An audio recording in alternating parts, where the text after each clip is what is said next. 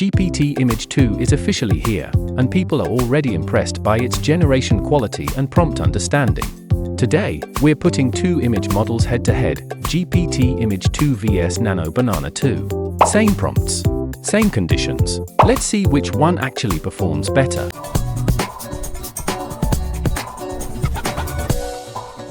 For the first test, we're checking prompt understanding. Both models receive the exact same complex instruction. This test evaluates prompt adherence, spatial layout control, object consistency, text placement accuracy. Let's compare the results.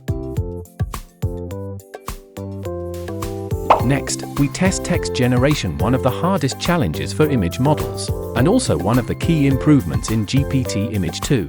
We're looking for correct spelling, clean typography, no hallucinated characters, proper layout structure. Now let's increase complexity. This test checks number of characters, hand and object accuracy, spatial relationships, perspective consistency.